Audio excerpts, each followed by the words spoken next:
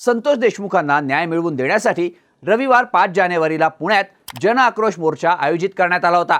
यामध्ये सर्वपक्षीय नेते सहभागी झाले। या प्रकरणात सुरुवातीपासूनच वाल्मिक कराड आणि धनंजय मुंडेंवर आरोपांची राळ उठवणारे भाजप आमदार सुरेश धस हे सुद्धा या मोर्चात सहभागी झाले होते। तेव्हा भाषण करताना धसांनी वाल्मिक कराड आणि धनंजय मुंडेंचा उल्लेख करतानाच एका नवीन नावाचाही उल्लेख केला। ते नाव म्हणजे नितीन बिक्कड। आवादा कंपनीसोबत खंडणीचं डील फायनल होताना वाल्मिक कराडसोबत नितीन बिक्कडही उपस्थित होता, असं सुरेश धसांनी आपल्या भाषणात म्हटलं। त्यामुळे हा नितीन बिक्कड नक्की आहे कोण असा प्रश्न निर्माण झाला। हे होत असतानाच पुण्यातील गँगस्टर निलेश घायवळ सोबत सुरेश धस यांचेही फोटो व्हायरल झाले। तसंच नितीन बिक्कडनंही घायवळ आणि धस यांचे संबंध असल्याचे आरोप केले। या सगळ्यामुळे सुरेश धसही अडचणीत आल्याचं बोललं गेलं।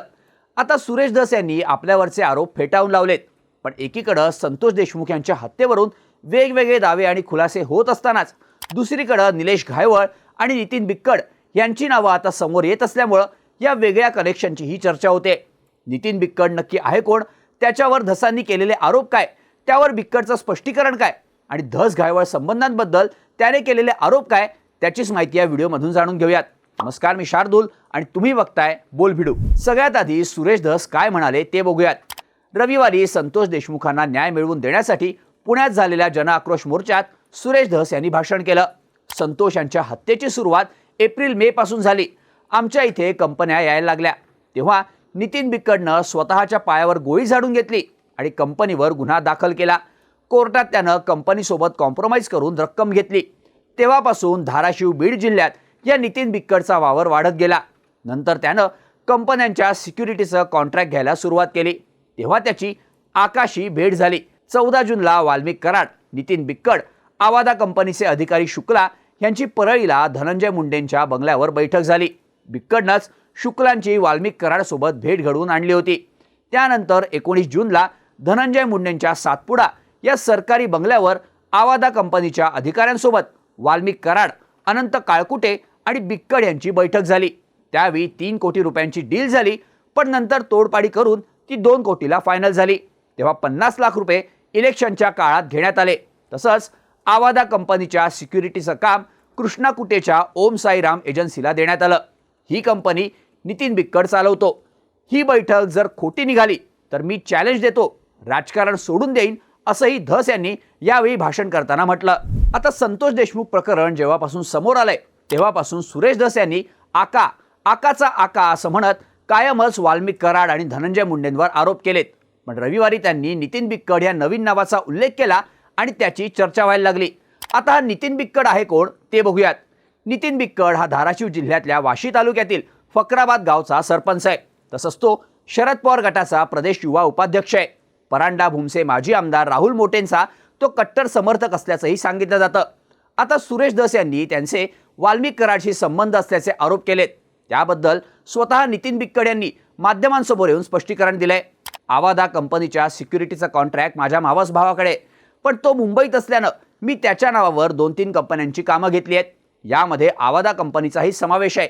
गेल्या 8 ते 9 महिन्यांपासून मी या कंपनीला सिक्युरिटी आणि गाड्या पुरवण्याचं काम करतोय, पण माझा वाल्मिक कराडशी काहीही संबंध नाही। धसांनी 14 जूनला बिक्कड आणि वाल्मिक कराडची आवादा कंपनीच्या अधिकाऱ्यांसोबत बैठक झाल्याचे आरोप केले होते, पण बिक्कडनं हा आरोप फेटाळून लावलाय। 14 जूनला मी गावी होतो। 14 जून नंतर 2-3 दिवसांनी मुंबईत आलो। त्यानंतर पूर्ण आठवडा मुंबईत होतो, पण वाल्मिक अण्णा कराडशी कुठलाही कॉन्टॅक्ट झाला नाही।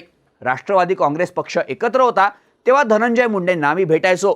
मी 25 जूनला एका कामानिमित्त धनंजय मुंडे यांना भेटलो होतो। धाराशिवच्या सीईओला फोन करायचा होता।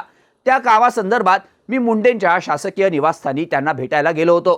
त्या भेटीचा व्हिडिओही नितीन बिक्कडनं माध्यमांना दाखवला। आता एकीकडे नितीन बिक्कडनं आपल्यावरचे आरोप फेटाळून लावले असतानाच दुसरीकडे त्यांच्यावर आरोप करणारे धसच अडचणीत आल्याचं पाहायला मिळत आहे। सुरेश धस यांचे पुण्यातील गँगस्टर निलेश घायवळ सोबतचे काही फोटो आणि व्हिडिओ व्हायरल झाले। त्यामध्ये सुरेश धस एका जाहीर कार्यक्रमात घायवळच्या शेजारी बसल्याचं पाहायला मिळालं। यावरून सुरेश धस यांचे गँगस्टरशी संबंध असल्याचे त्यांच्यावर आरोप झाले। यावरून नितीन बिक्कडनंही माध्यमांसमोर येत आरोप केले। मी गावात नसताना निलेश घायवळ 4 गाड्या घेऊन माझ्या गावात आला होता। तिथं त्यानं माझ्या वडिलांना धमकी दिली होती, तुमचा मुलगा कुठे आहे, त्याला आम्ही जिवंत सोडणार नाही, तो लय माजलाय अशी त्यानं धमकी दिली होती. त्याच्याजवळ बंदूकही होती. त्यावेळी माझ्या वडिलांनी पोलीस स्टेशनमध्ये जाऊन घायवळ विरोधात FIR दाखल केली होती असं नितीन बिक्कडनं माध्यमांना माहिती देताना सांगितलं. तसंच घायवळ आणि सुरेश धस यांचे संबंध आहेत हे सगळ्या बीड आणि धाराशिव जिल्ह्याला माहिती आहे. तसंच पवनचक्कीबाबत माफिया कोण आहे हे सगळ्यांनाच माहिती आहे. कोण खंडणी घेतं, कोण कोणाला मारहाण करतं हे कोणीही सांगेल. धस यांनी विचार केला पाहिजे. या प्रकरणात स्वतः असताना ते दुसऱ्यांची नावं का घेतात असाही सवाल नितीन बिक्कड यांना उपस्थित केला. त्यामुळं सुरेश धसांबाबत अनेक प्रश्न उपस्थित केले गेले. दरम्यान सुरेश धस यांनी सोमवारी या आरोपांबाबत माध्यमांसमोर स्पष्टीकरण दिलं. घायवळ यांचे फोटो राम शिंदे आणि एकनाथ शिंदे यांच्यासोबतही आहेत. माझ्या मतदारसंघातल्या एका लग्नाला घायवळ आले होते.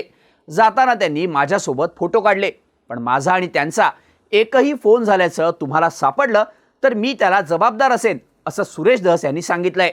तसंच संतोष देशमुख हत्या प्रकरणात नितीन बिक्कडही आरोपी असू शकतो. बीडमधून आरोपी पळाल्यानंतर ते बिक्कडच्या फकराबाद इथे आले. तिथून त्यांना पुढे पाठवण्यासाठी या बिक्कडनं मदत केली आहे. त्यामुळं हा बिक्कड उद्या आतही जाऊ शकतो. तो वाल्मिक कराड आणि धनंजय मुंडेंसोबत कुठे कुठे भेटलाय ते पोलीस तपासात समोर येईलच. त्यामुळं गुंड प्रवृत्तीच्या लोकांनी मला शिकू नये असंही सुरेश धस यांनी बिक्कडबद्दल म्हटलं.